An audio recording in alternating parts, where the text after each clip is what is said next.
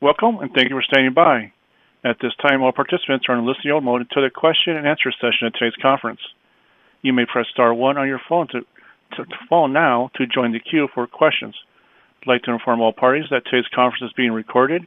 If you have any objections, you may disconnect at this time. I would now like to turn the conference over to Julie. Thank you. You may begin.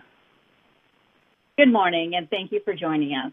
I'm Julie Iriando, Chief of the Media Relations Branch in the Public Information Office at the U.S. Census Bureau. Today, we are releasing the latest income, poverty, and health insurance findings for the nation. We will have 3 presenters today to walk through the findings. The presenters are David Waddington, Division Chief, Liana Fox, Assistant Division Chief for Economic Characteristics, and Sharon Stern, Assistant Division Chief for Employment Characteristics, all from the Census Bureau's Social, Economic, and Housing Statistics Division. Immediately after the presentations, we'll begin taking questions. Please note, watching today's webinar on YouTube, you'll need to dial into the phone line to ask a question. That phone number is listed on your screen now. If you already know what you'd like to ask, you can join the queue now by dialing star 1. Without further delay, I'll now turn it over to David Waddington. Dave? Good morning, and thank you for joining us today. This morning, we are releasing 3 reports: income, poverty, and health insurance coverage in the United States, all for 2023. These reports are based on data from the Current Population Survey's Annual Social Economic Supplement, the CPS ASEC. The Current Population Survey is the longest-running survey conducted at the Census Bureau and is the official source of the national poverty estimates. Now, let's take a look at the main findings. Real median household income was $80,610 in 2023. This was a 4% increase from the 2022 estimates. Recessions, as defined by the National Bureau of Economic Research, are depicted in this and all time series charts in light shading. The official poverty rate fell 0.4 percentage points to 11.1% in 2023. There were 36.8 million people in poverty, not statistically different from 2022. The SPM, or Supplemental Poverty Measure, extends the official poverty measure to include the value of non-cash benefits, taxes, and other necessary expenses. The SPM rate in 2023 was 12.9%. This was a 0.5 percentage point increase from 2022. Percentage of people with health insurance coverage for some or all of calendar year 2023 was 92%, meaning that 8% of the population had no insurance the entire year. Now, let's turn to our subject matter experts who will take a closer look at the findings. Liana Fox will present the main findings for income and poverty. As a reminder, we'll take your questions immediately following these presentations. Thank you, Dave. Good morning. Income and poverty statistics help us measure the economic well-being of the nation's population. Most of the income estimates in my presentation are based on money income, which is a measure of cash or money resources coming into a household. It includes wages and earnings from work, as well as Social Security benefits, unemployment compensation, retirement income, interest, dividends, and public assistance. It is pre-tax and therefore does not account for taxes paid or tax credits received. It also does not account for non-cash assistance. Let me begin by summarizing the main income, earnings, and work experience findings. Between 2022 and 2023, real median household income increased by 4%. Household income rose throughout the income distribution, increasing 6.7% at the 10th percentile and 4.6% at the 90th percentile. Real median earnings for full-time year-round workers increased by 3% for men and 1.5% for women. For full-time year-round workers, the female-to-male earnings ratio fell to 82.7%.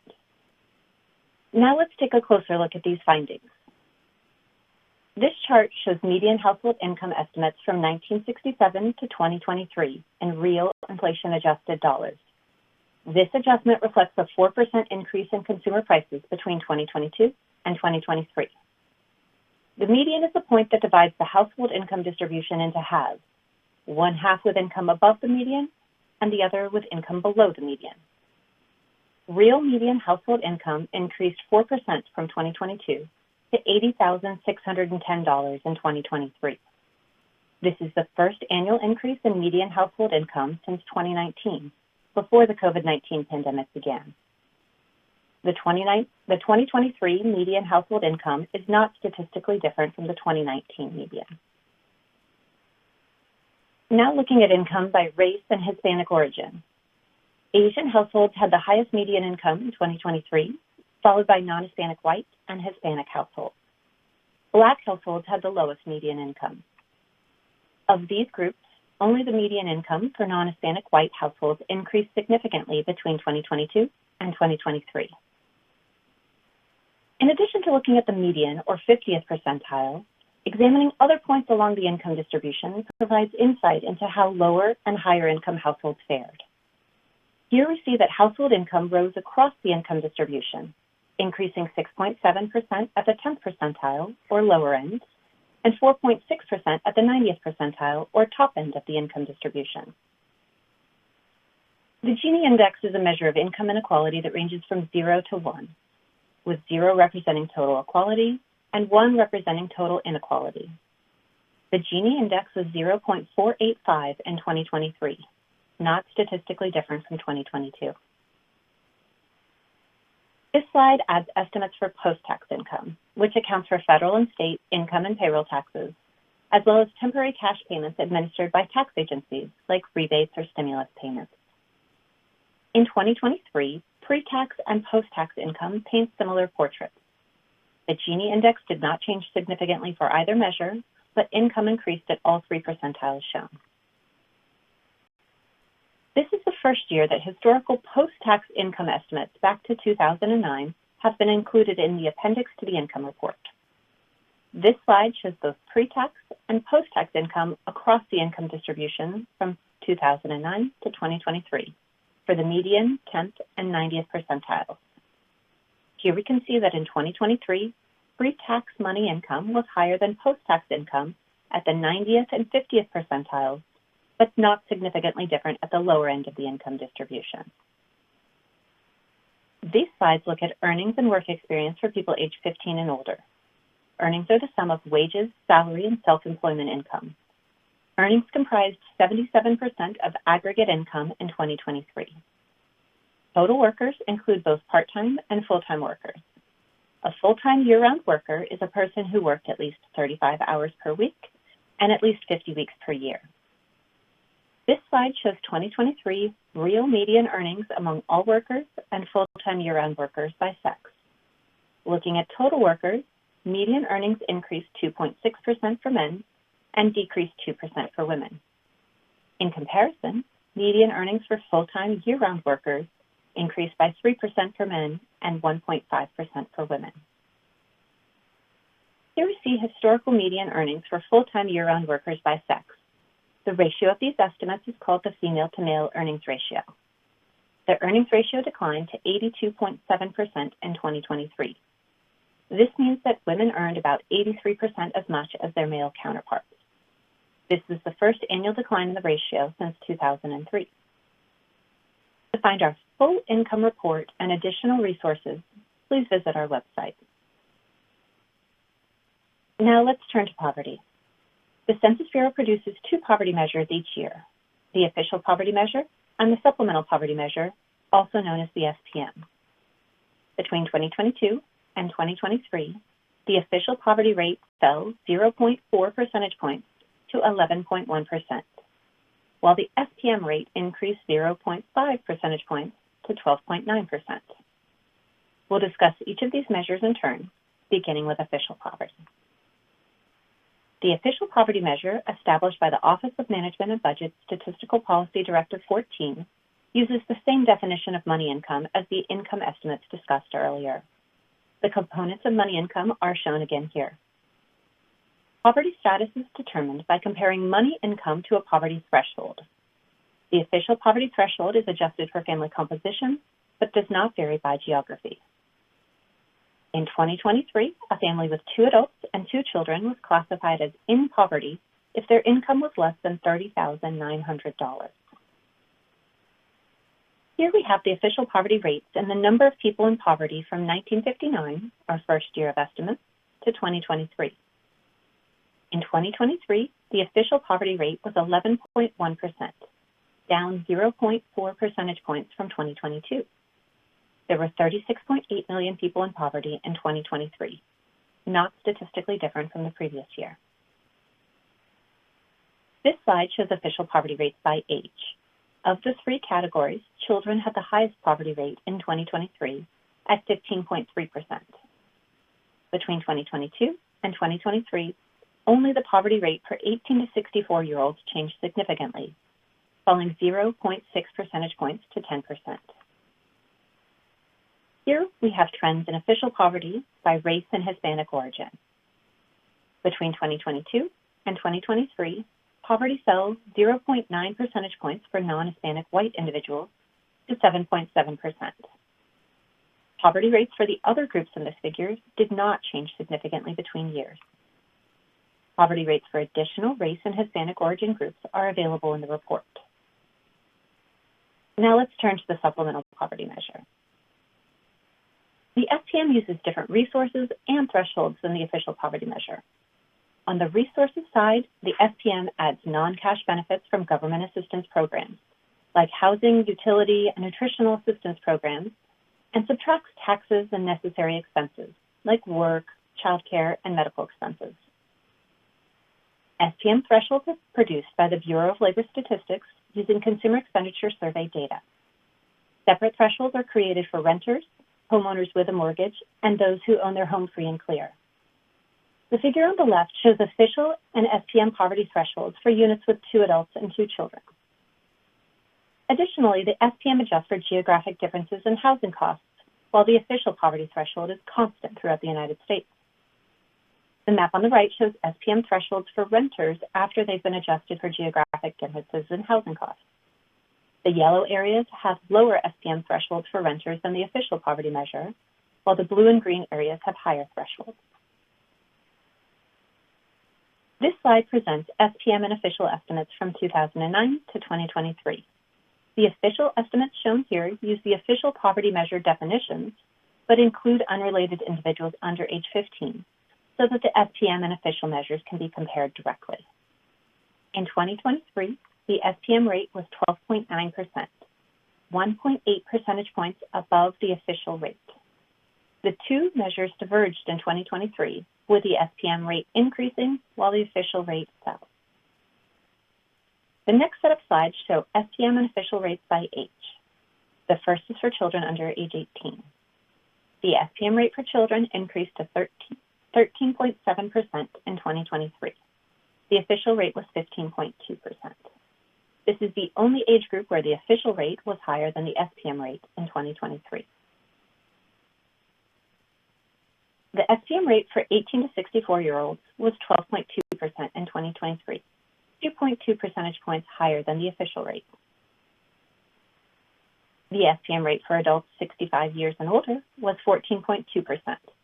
This was 4.4 percentage points higher than the official rate and is the largest gap between rates for the three age groups. SPM rates did not change significantly between 2022 and 2023 for either adult group. We now turn to SPM rates by race and Hispanic origin.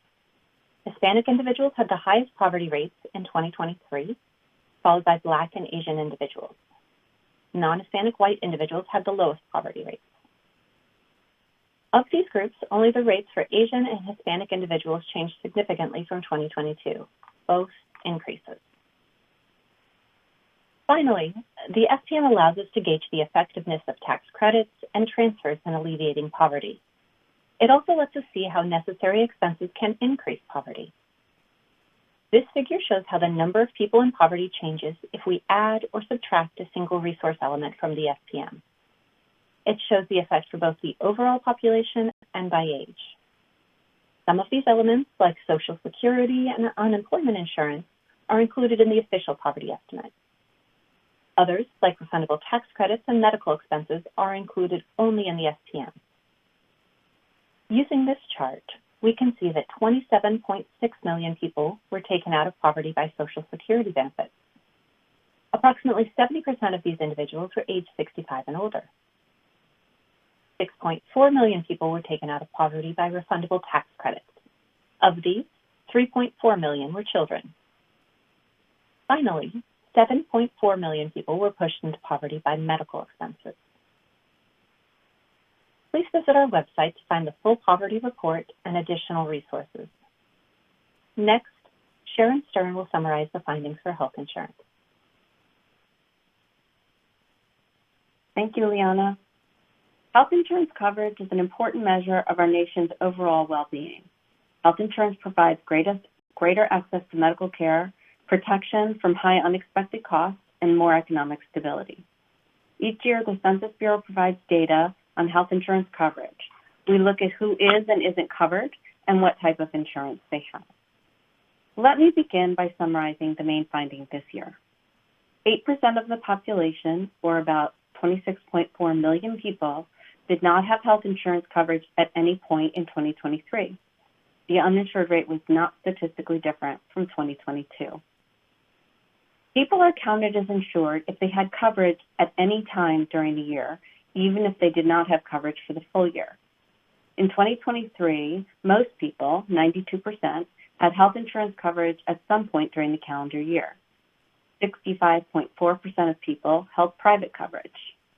Employer-based insurance was the most common subtype of coverage overall, covering 53.7% of the population, while 10.2% of people purchased their coverage directly. In 2023, 36.3% of people had public coverage, which includes Medicare, Medicaid, and VA and CHAMP VA coverage. It's important to note that some people may be counted in multiple categories if they held different types of coverage during the calendar year. Changes in health coverage from year to year reflect changing economic conditions, but also demographic shifts, such as population aging, and policy changes at the federal and state level that affect access to care. The chart on the right shows the change in health insurance coverage between 2022 and 2023. The apparent differences in private coverage overall and public coverage overall were not statistically significant. Among private coverage types, employer-based coverage decreased to 53.7% in 2023, down 0.7 percentage points since 2022. This decline was partially offset by an increase of direct purchase coverage, which was 10.2% in 2023, an increase of 0.3 percentage points.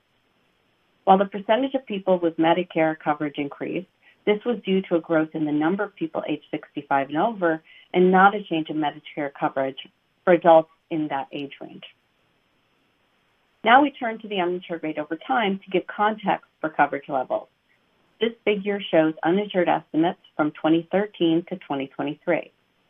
The uninsured rate declined from 2013 to 2014 when many provisions of the Patient Protection and Affordable Care Act, known as the ACA, went into effect and continued to decline through 2016.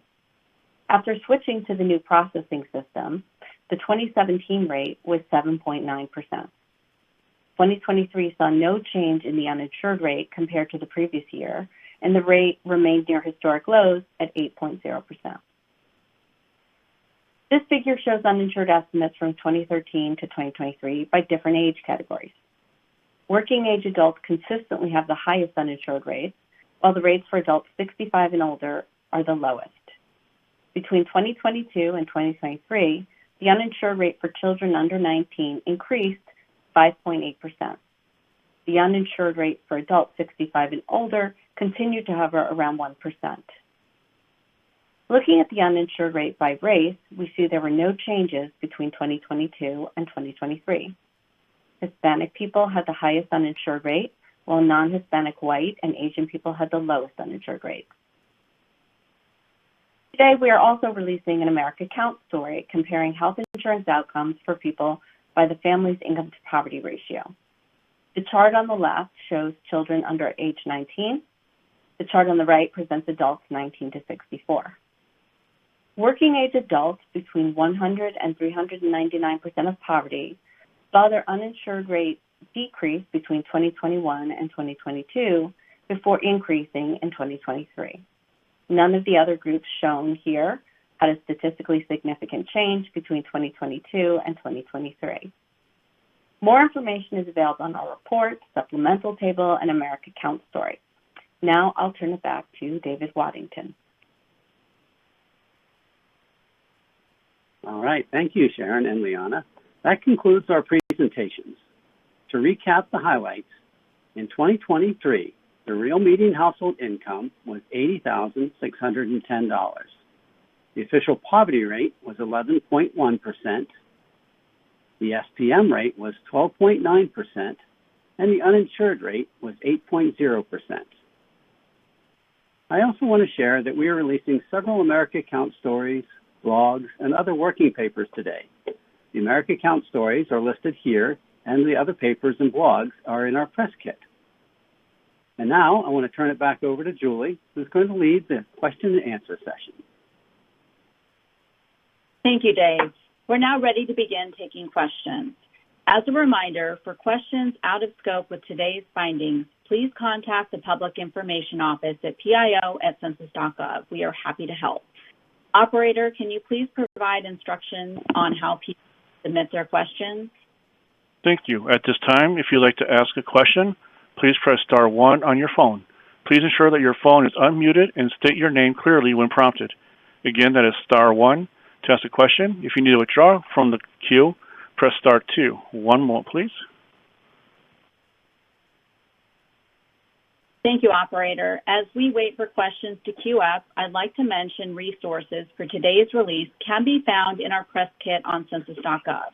Just go to the newsroom or look for the Income, Poverty, and Health Insurance banner in the upper left-hand corner of the homepage. In the press kit, you'll find the news release, full reports on income, poverty, and health insurance, graphics, blogs, several America Count stories, the slide deck, and more. Okay, now let's go to the questions. Operator, do we have our first caller? Yes, our first question is from Lydia DePillis from New York Times. Go ahead, your line's open. Hi, thanks for doing this. So the Center on Budget and Policy Priorities previewed this report by noting that the poverty thresholds for the SPM rose quite a bit, especially for renters, and called it a temporary quirk, meaning because the threshold rose 8.6% because of high housing costs. Can you guys add context to that? Why did the poverty threshold rise so much, and did that make the difference between the SPM rising and maybe otherwise staying the same? I'll turn this question about SPM changes to Liana. Thank you, Lydia, for this question. So the SPM poverty thresholds are designed differently than the official poverty thresholds. Official poverty thresholds are adjusted by the CPIU for 1 year of inflation. The SPM thresholds are designed to adjust for different housing tenures, like owners with a mortgage, owners without a mortgage, and renters, as well as geographic differences in housing costs across the country, as you can see in this figure. So we have looked specifically at this, and so each year the SPM and the official poverty measure are different indicators of economic well-being. They measure different things. The SPM uses 5-year rolling averages of thresholds based on a bundle of goods.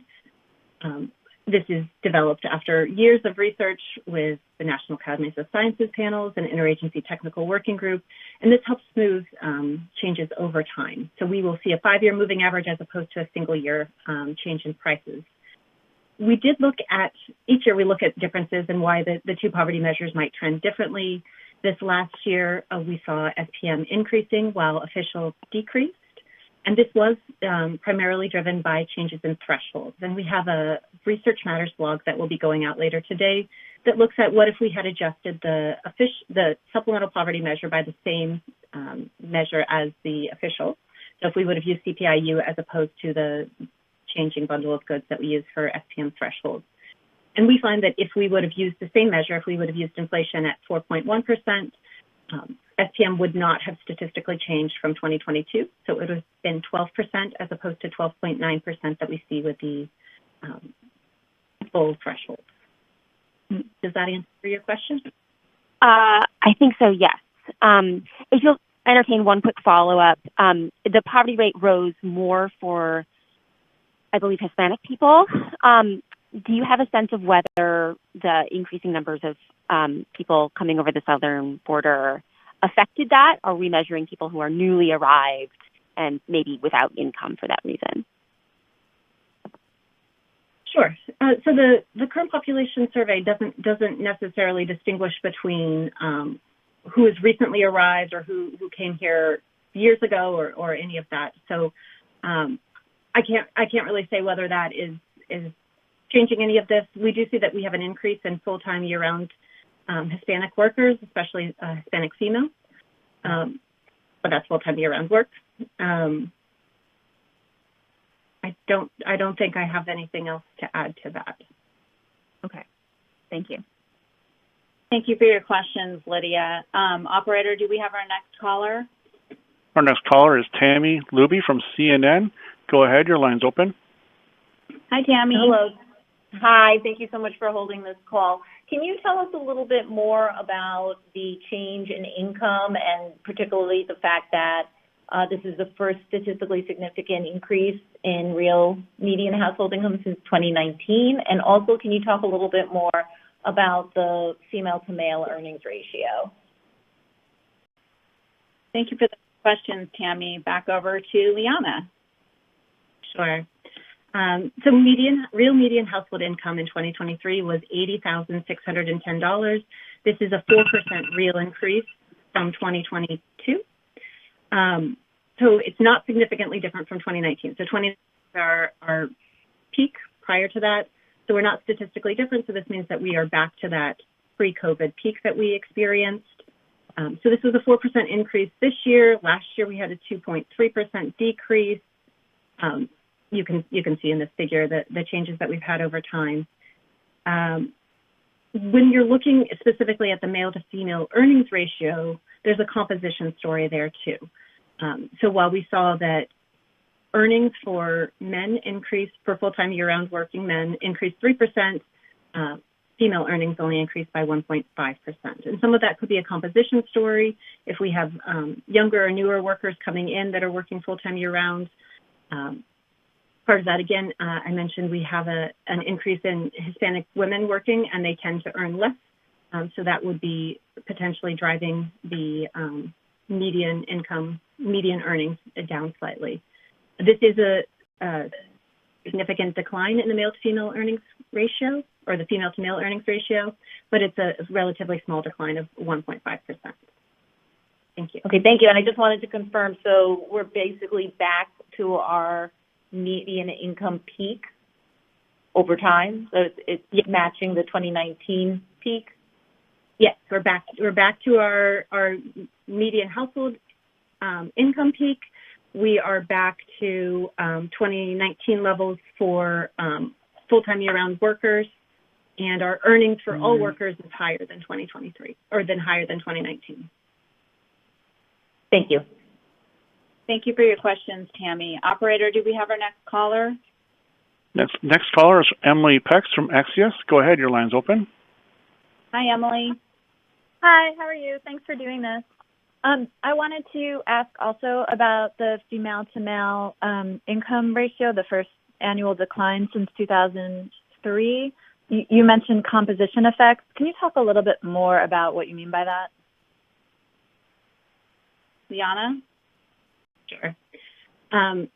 In Appendix Table A3 in our income report, we have some more details on some of the demographic breakdowns. So here we're showing male and female earnings. We also break that down by race, by age, and education, and all that detail is in the report. We also produce hundreds and hundreds of tables breaking this down by a number of other subgroups, so you could look into that as well. What we do see with full-time year-round workers, with the male to female earnings ratio, we see increases for both men and women, and we see we also have we see increases for both. We see the increases are faster for men. I think that's the main focus of that composition story. The total number of full-time year-round workers didn't change significantly this year. The number of men working full-time year-round did not change, and the number of women did not change significantly. But there is a slight composition effect underlying that. We're shifting to slightly more women full-time year-round. Again, not significantly, but it's a slight underlying composition shift, as well as a slight shift in racial composition.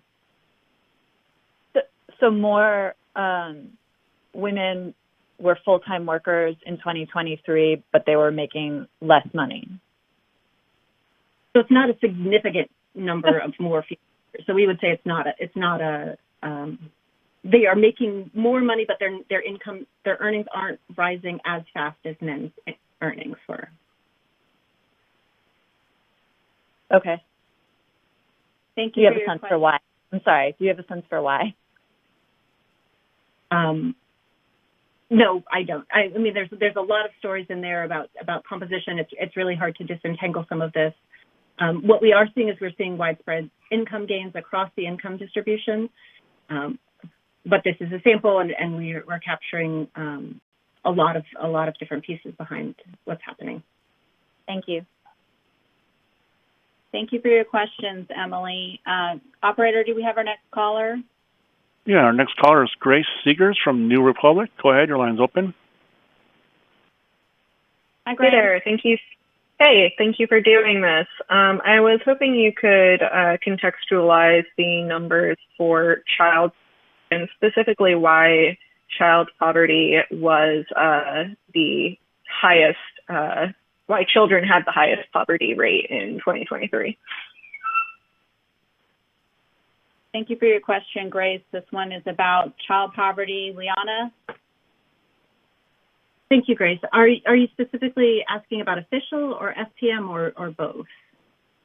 I would say both. I was also interested by why the SPM measure was lower than the OPM measure, but I think you kind of answered that one earlier as to the differences there. So I guess OPM. So the SPM child poverty rate is typically lower than the official child poverty rate because the SPM captures a lot of programs that are targeted at families with children. So the earned income tax credit, because it's post-tax, so earned income tax credit, child tax credit, you can see a big dip there in 2021 in the SPM when these programs were temporarily expanded.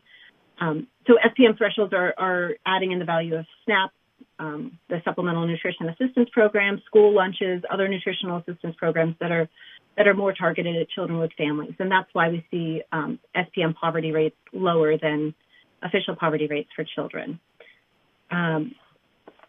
In terms of why their poverty rates are higher than other groups, this is because they tend to live in households with fewer resources, right?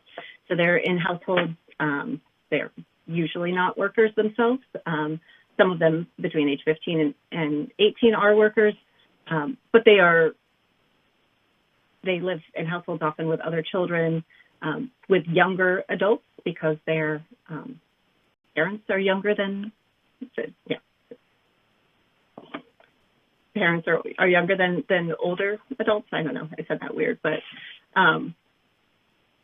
children live in households with less resources. Children often have higher poverty rates because it's an additional person in a household, but not often contributing to income. Does that answer your question? Yes, it does. Thank you. Thank you, Grace. Operator, do we have our next question? And maybe we want to do the Q&A instructions again, just to remind folks how to submit their questions. Yes, again, as a reminder, please press *1 on your phone and record your name if you have a question. Our next caller is Mark Grunberg from Press Association Union News. Go ahead, your line's open. Thank you for the briefing. I was wondering specifically with health insurance, the ACA was passed. There were wide variations among the states in terms of health coverage. Do you have that data now? Are there still wide variations? I'm thinking of Texas in particular. As I remember, this is back in 2010, Texas, something like 25% of the people there were not covered. And I'm wondering if we have similarly state by state now. Thank you for your question, Mark. This one's on health insurance. Sharon, would you like to take this one? Absolutely. Thank you for that question.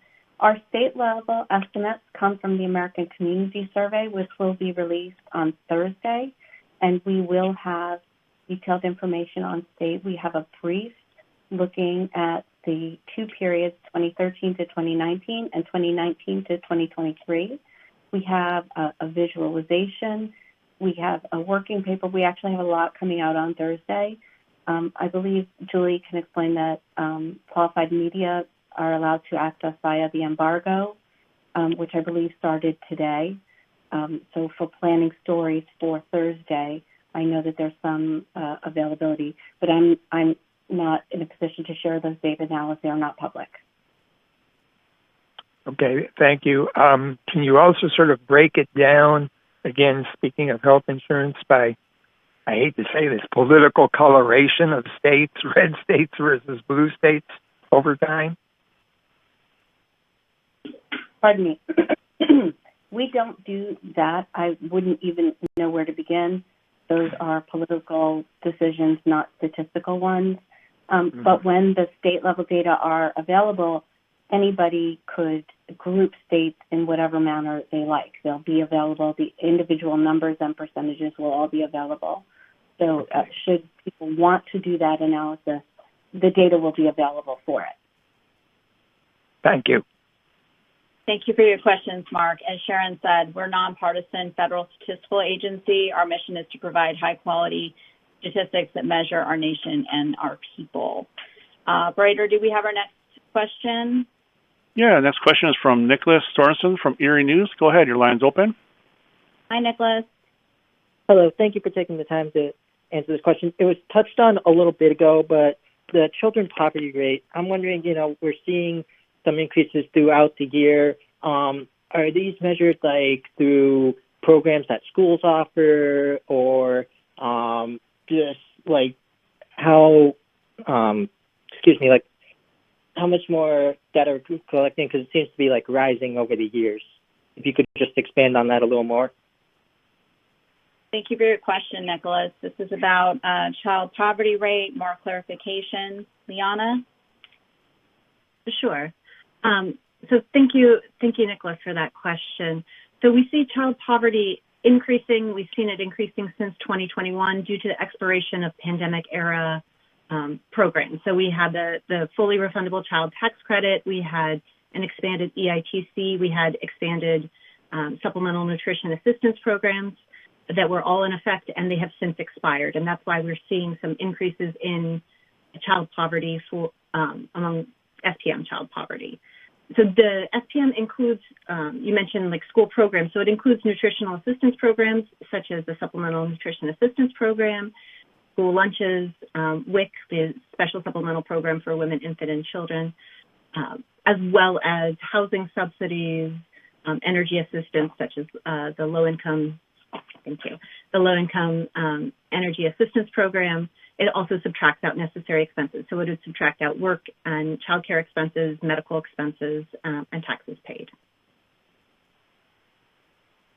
Thank you very much. Operator, do we have our next caller? Yeah, next caller is Alexa Schuckenberg from USDA. Go ahead, your line's open.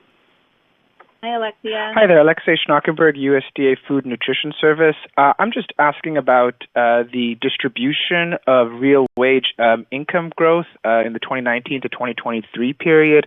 I know the Economic Policy Institute published a report earlier this year asserting that there were above-trend real wage income growth for those lower percentiles, particularly the 10th percentile up to, I think, the 40th percentile. So I was just wondering if in your data, I know we were talked about the overall decline in median household income and that has returned to those pre-19 levels, but if you've seen in your data any disproportionate increase in real wage increases for those lower income percentiles. Thank you.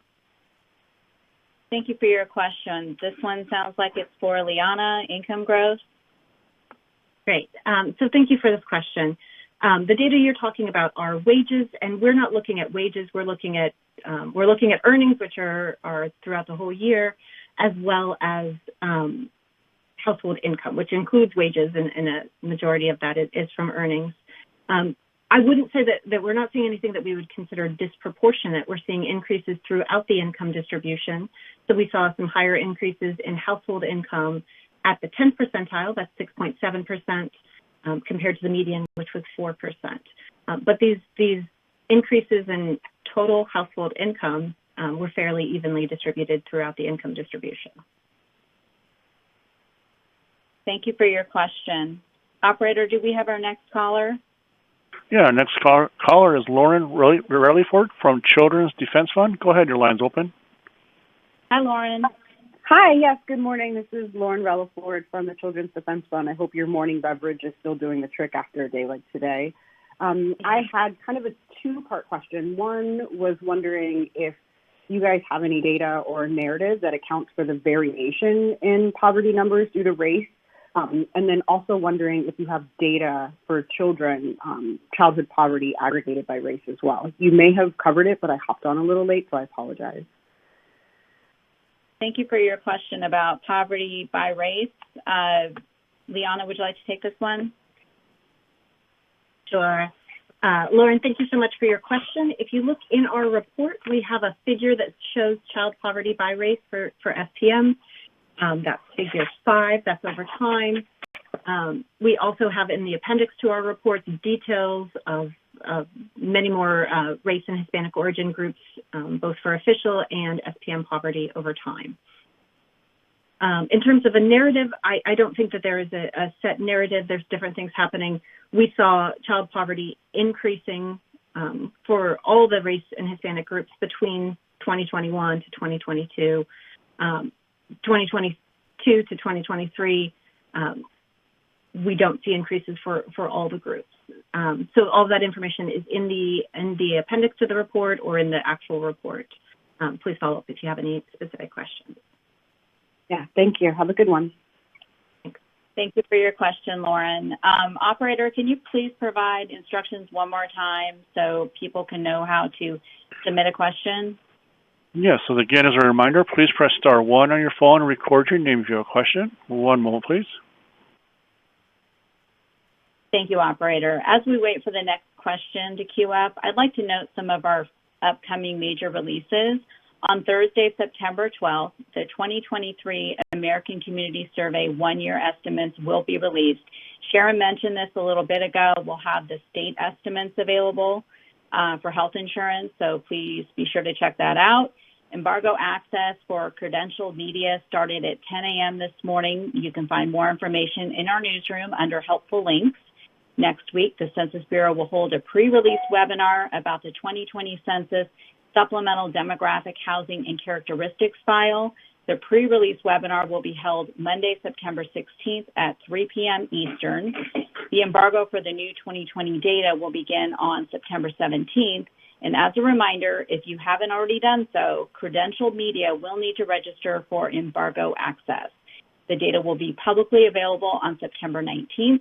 For more details about these releases, just check out our newsroom on census.gov, or you can email us at pio@census.gov.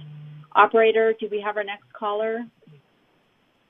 Yeah, our next caller is Toby Burns from The Hill. Go ahead, your line's open. Hi, Toby. Hi there. Thanks very much. Can you hear me okay? Yes, I can. Okay, great.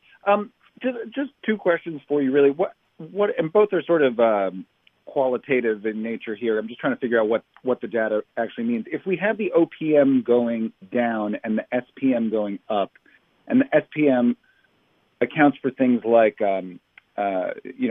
housing and tax credits and I think unemployment and that kind of thing too. Does that mean that if that measure that takes those things into consideration is going up, that the effect of those those additional variables that the SPM takes into account that the OPM doesn't are becoming less important for households? That's my first question. And the second question is just kind of interpreting the data on specifically what it means that we bounced back up to in 2023 to the 2019 income levels. My basic question there is why did we go back up this year? And then as a corollary to that, the 4% increase that we saw, does that generally line up with with what we saw between wages and inflation then, or is this a broader measure? Is that generally consistent with the stories that we've seen in more basic econometric statistics, or is this a more complex data set? I'm sorry if that's not a super clear question, but maybe you can tease out my subtext there. Thank you very much. Thank you for your questions, Toby. So it looks like we have a question related to the poverty measures and SPM in particular, and then also questions about the median household income increase and some of the whys. Liana? Great. Thank you, Toby, for these questions. And jump in if I don't answer them all at the end. Okay, when we're looking at official versus SPM and why official went down and SPM went up. So every year we look into the why of this, and we try to disentangle whether it's changes in programs or changes in thresholds, or where we're seeing the differences, or if it's just changes in earnings that are driving this. We have a Research Matters blog that should be posted on our website shortly, or it might already be up there, that disentangles the impact of thresholds. So this year we looked at whether the story was more about changing in these non-cash programs, which we don't believe that is the case. So if we had different thresholds, if we had adjusted our thresholds in the same way that we adjusted the official poverty thresholds, we would not be saying there is an increase in SPM. We would have said that the change was not statistically significant. It would have gone from 12.4% to 12%, and that would be not a statistical increase or decrease. So this blog goes into more detail, and I would recommend you check that out. But we're not seeing that these programs are less effective. We're seeing that our thresholds increased faster. So the SPM thresholds increased, depending on the housing tenure, between 6.8 to 8.6%, where the official poverty thresholds only increased 4.1%. On your question about why median household income increased, and maybe I've already forgotten the main point here, kind of trying to disentangle why we think this median income has increased and how we're back to the 2019 level. I guess what we see widespread increases across the income distribution, so it's not just increases at the median. We see that even when we control for change breaks in series, our processing changes, non-response bias, all these other factors, the 2023 estimate is still not statistically different from 2019, so we are back to that peak. What that means, we'll leave that to the reporters and the policy analysts themselves. We're just saying that it's not statistically different from that. Okay, great. Thank you very much. Appreciate it. Thank you, Toby. Operator, do we have our next caller? Yeah, next caller is Andrew Keshner from Market Watch. Go ahead. Your line's open. Hi, Andrew. Hi there. Thank you very much for holding this. Just to follow up on that last question, just on the why we're back to 2019 levels. Again, really, so if I'm hearing you right, there's no extra color you guys can add as to why that's happening. I mean, is this just hoping any sort of touch on, like, is this a story of wages finally catching up to inflation rates, or again, if there's any extra color you guys can add as to the why? Liana? Sure. Thank you for that question, Andrew. So we see that earnings. So again, we don't measure wages. We're measuring household income, and we're measuring earnings, annual earnings. We are seeing that this year. So from 2020 to 2022, we saw a shift in the composition of the workforce from more part-time shifting over to full-time year-round employment. We saw that earnings are increasing. So we see that earnings for full-time year-round workers are increasing for both men and women. There are more workers, total workers, and and more full-time year-round workers. So we have 2.1 million more full-time year-round workers in 2023 than we do in 2019. And that, as earnings are 77% of aggregate income, earnings are really driving the story of what's happening with household income. And we're seeing people are working more. And so that's what we are seeing. I think that might be the main color that I'm adding here is primarily driven by wages and earnings. Thank you. Thank you for your question, Andrew. Operator, do we have any more questions? Yeah, our next question is from Bill Gelowitz from KFF Health News. Go ahead, your line's open. Hi, thanks for taking my question. I just wanted to, on the health insurance part of the report, can you just sort of clarify why this report, because of its methodology, does not take into account the Medicaid unwinding that has occurred over the last 18 months, whereas the pandemic era Medicare rules ended a year ago? Thank you for your question, Bill. Health insurance, Medicaid. Yes, thank you for that question. Yes, the measure that we released today is our standard measure of coverage at any time last year. So by its construction, we would not be able to see people who had coverage at some time during the year and lost that coverage during the year with our standard measure. We do release variables based on our survey. We do ask people, when did this coverage start or end? And we do construct variables for covered part of the year, all of the year, or none of the year for individual types. And those data are available in the public use file that we released today as well. So people can do some additional analysis with that. And our table H03 also includes some estimates about and part year. So we do have some information, but no, we can't specifically address the unwinding that people have been discussing since the continuous coverage provision ended. I believe it was March 1st last year, and states in their own pace began to remove people from the Medicaid rolls. Thank you. Thank you for your question. And that will be our final question. If you have additional questions after today's event or would like to request an interview with one of our subject matter experts, please contact the Public Information Office at 301-763-3030 or email us at pio@census.gov. And as a reminder, you can find resources from today's release in our Income, Poverty, and Health Insurance Press Kit. You can find the press kit linked on our homepage or in the news section of our website. I'd like to thank today's presenters, Dave Waddington, Liana Fox, and Sharon Stern. I'm Julie Iriondo. Thank you for joining us, and have a great rest of your day. That concludes today's conference. Thank you for participating. You may disconnect at this time.